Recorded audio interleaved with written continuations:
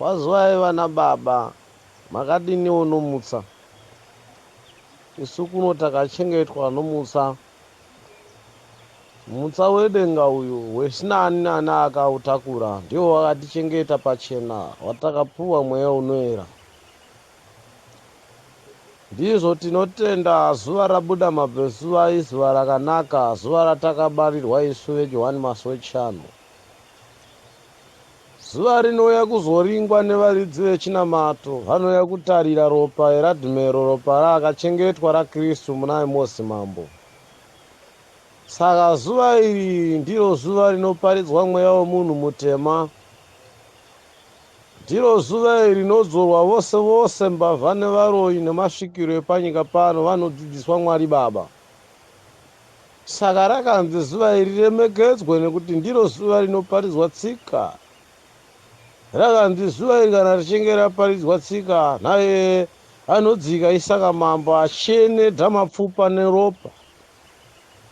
Iye anenge achiise chidhindo, anenge achiti avaparidzwa naye havana tendere kuva pasi pano, vane tendere kuenda matare.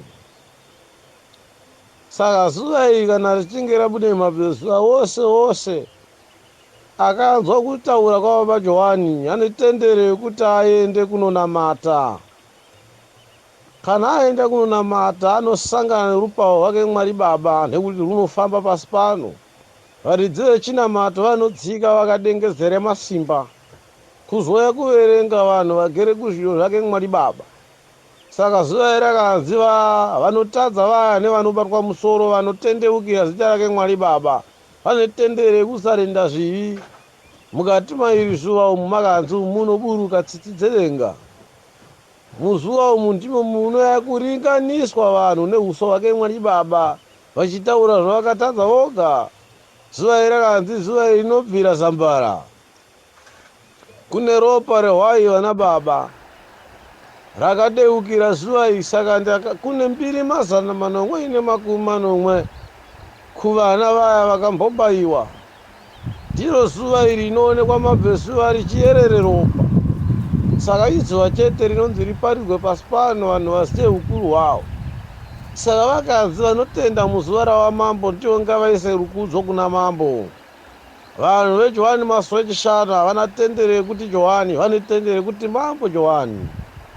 Havana tendere yekuti Gabhurieri, vane tendere yekuti mambo Gabhurieri mambo. Havana tendere yekutaura mazita engiroshi, vane tendere kukudza. Saka rukudzo kudenga zvinopa rugare. Izvo zvinodzise simba redenga kuti rigare mumapfupa avo.